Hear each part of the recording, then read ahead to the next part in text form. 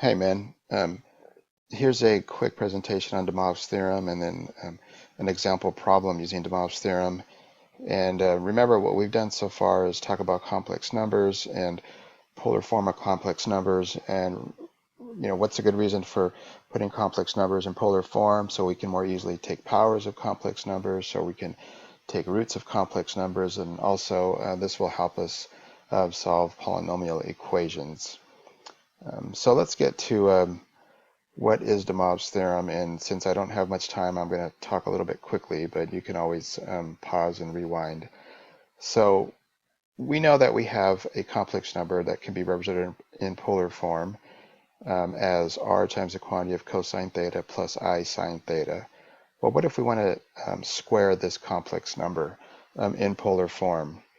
So we start out with this: z squared would equal r times the quantity of cosine theta plus I sine theta times itself. And of course, we could group the r's together, and that gives us r squared. And then we've got cosine theta plus I sine theta. That quantity is being squared. So we can treat that as a binomial being squared. And you see the result that we would have right here.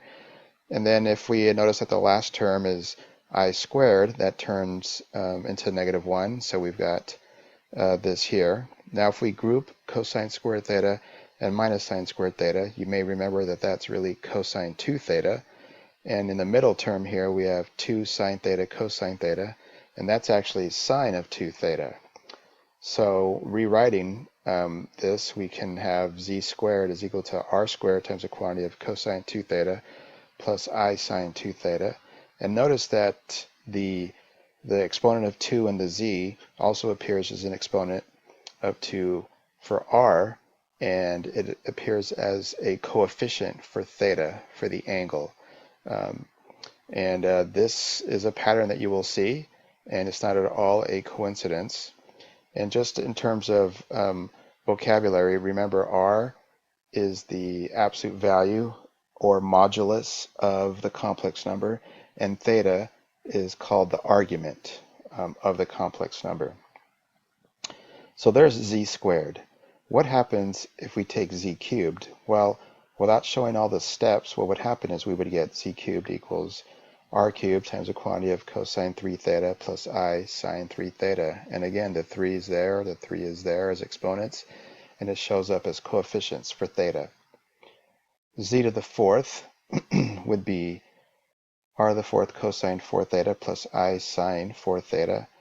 And if we just wanted to generalize this, you could see that we would end up with z to the nth would equal r to the nth times the quantity of the cosine of n theta plus I sine n theta. And this, in fact, is what is known as de Moivre's theorem, and allows us to take any complex number raised to any power and compute it quickly and easily when it's in its polar form. So let's run through an example problem using de Moivre's theorem. We have this complex number here, the quantity of -√3 plus I, and we want to raise it to the 8th power. Now, that would certainly be a difficult thing if we wanted to list out 8 factors and then multiply them all together, and we'd have a whole bunch of terms, and we've got to simplify them, combine like terms, etc.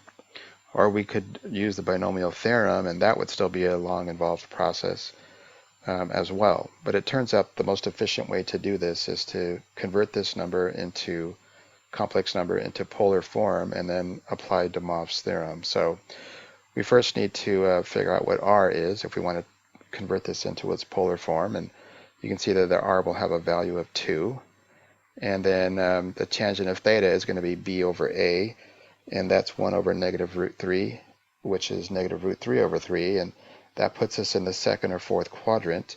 But because the complex number was -√3 plus I, this is a second, this complex number is in the second quadrant, and so we want the second quadrant angle of 5 pi over 6 and not the 11 pi over 6. Okay, so now we've got our value of theta, 5 pi over 6. We got our value for r, which is 2. So we're ready to turn this complex number into its polar form, and we would have the polar form of this would equal 2 times the quantity of cosine 5 pi over 6 plus I sine 5 pi over 6. And of course, this would be raised to the 8th power, because that's what the original complex number is being raised to.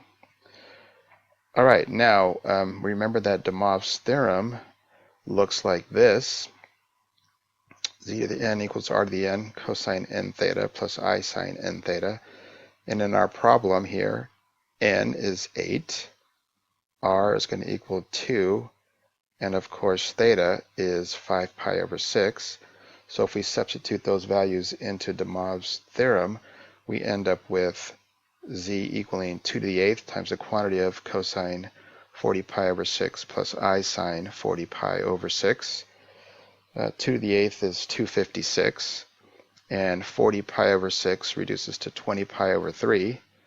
So we have 256 times, and you can see 20 pi over 3 as our angle of theta.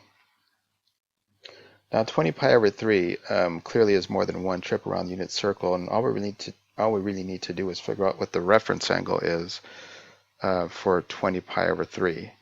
And so if we look at the last line from the previous slide, 20 pi over 3 is really 6 pi plus 2 pi over 3. We can break it up that way. 20 thirds is just 6 and 2/3.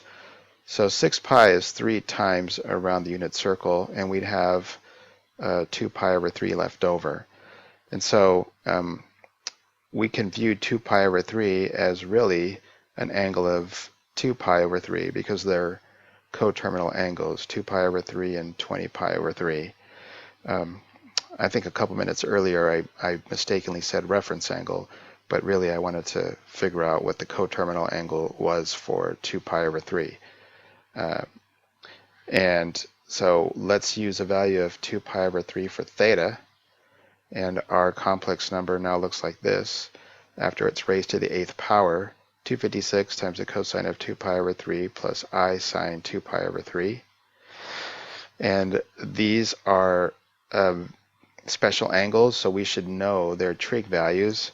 And we got 256 times the quantity of -1/2, because 2 pi over 3 is in the second quadrant and the cosine is negative, plus √3 over 2 times I. 2 pi over 3 again is in the second quadrant, and its sign value is positive.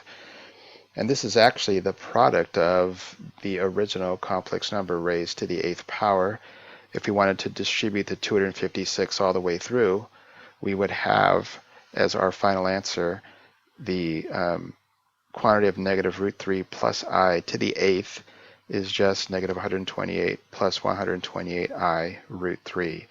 And we do not have to list that factor out 8 times nor go to the binomial theorem. We just use de Moivre's theorem to find this power. All right, that's it.